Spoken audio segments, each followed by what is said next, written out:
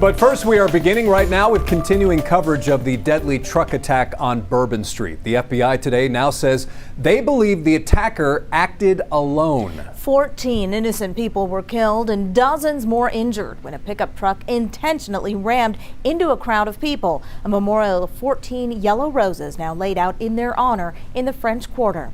Also today, investigators revealed Shamsuddin Jabbar posted several videos before the attack declaring his support for ISIS. In one of those videos, he also said he initially planned to attack family and friends. It's unclear why he decided to attack people on Bourbon Street. And new this afternoon, new security measures are in place on Bourbon Street. Live look right now at the usually very busy area, courtesy of EarthCam. New Orleans officials saying normalcy will be restored to the French Quarter, but the city is doing it with respect and honor. Katie Weiss now has the very latest from New Orleans. The FBI now says the driver who plowed into a crowd of people in a pickup truck in New Orleans on New Year's Day acted alone. There is just nothing to indicate through call records, through anything on those devices, through interviews, through anything in our systems that he was aided in this attack by anybody. Investigators called the actions of Shamsuddin Jabbar an act of terror, saying the U.S. citizen and Army veteran proclaimed his support for ISIS in several videos he posted shortly before the attack. In the first video, Jabbar explains he originally planned to harm his family and friends, but was concerned the news headlines would not focus on the, quote, war between the believers and the disbelievers, end quote. The FBI searched Jabbar's house in Houston Thursday. Among the victims killed in the attack were 28-year-old former Princeton University football star Tiger Besh and Reggie Hunter, 37-year-old father of two. Back in New Orleans, Bourbon Street reopened to pedestrian traffic Thursday afternoon ahead of the start of the Sugar Bowl, which was delayed a day because of the tragedy. No terrorist is ever going to derail life in the United States. And I think that's what we want to do today is really enjoy this game in memory of those people who lost their life. We have a record of being able to show we can provide safety, and we're going to do that again. Police say they've ramped up security, including adding heavier equipment to block the intersections. Katie Weiss, CBS News, New Orleans. And of course, the FBI asking anyone with information about the attack or the suspect to contact them. You can do that by going to the website on your screen or by calling 1-800-CALL-FBI. And today, those who knew Shamsuddin Jabbar say they are shocked and surprised by his actions. One former Army buddy tells us the news has absolutely floored him and he's left wondering when or where things went wrong. Jason Miles now live with more on what that friend has to say. Jason.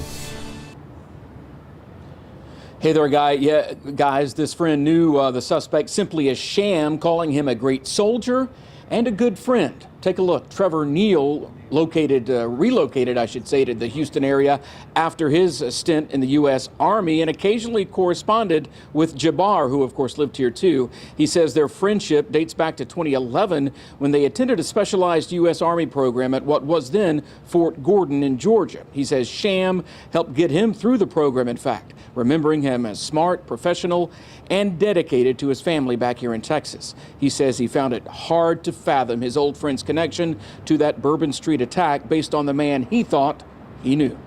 I was absolutely floored. I buckled up and I couldn't talk for 20 and 30 seconds. I was just, oh my God, oh my God, oh my God. Neal says he and Jabbar discussed grabbing dinner a few years back and thought he was doing well in his various business pursuits. He was also surprised to hear about some of Jabbar's personal struggles. We're hearing from folks over in Beaumont, too. Of course, that is where Jabbar was born and raised. One family friend stopping by his family's home today saying he's shocked and angry, including at whomever may have influenced Jabbar when it comes to that Bourbon Street attack. Reporting live, Jason Miles, KHOU 11 News. Jason Miles, thank you. A senseless act of violence. That's how the attack is being characterized by the Council on American Islamic Relations, or CAIR, as the organization condemns his actions. Katira Winfrey live near the suspect's Houston area home, where neighbors say he kept to himself. Katira. Hey guys, just behind that fence right there are multiple mobile homes, and authorities say that's where the suspect lived in one of them. And people who live in this area say this is a religious community where they often join one another at the mosque, but they say the suspect chose to just pray alone at home. Twisted sheet metal now separates the properties on this Harris County plot of land. Inside this home is where Shamsuddin Jabbar lived. Neighbors say he's been here a little more than a year. He was, like I said, quiet, not bothering people, his business, we mind our business. Investigators in SWAT converged on the area for hours, shutting down access to the street.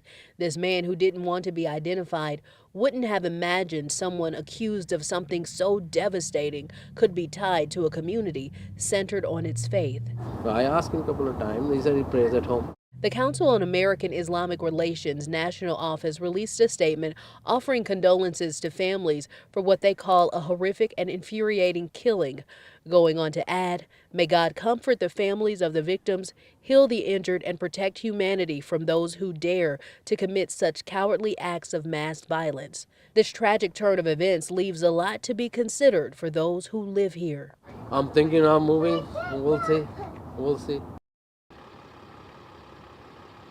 And so far, authorities haven't said if they found anything of note during their search. We'll, of course, keep you updated as we learn more. For now, reporting live in North Harris County, Katira Winfrey, KHOU 11 News. Katira, thank you. We are staying on top of this tragic story as we learn new details about the suspect and the victims. You'll find those latest updates on KHOU.com.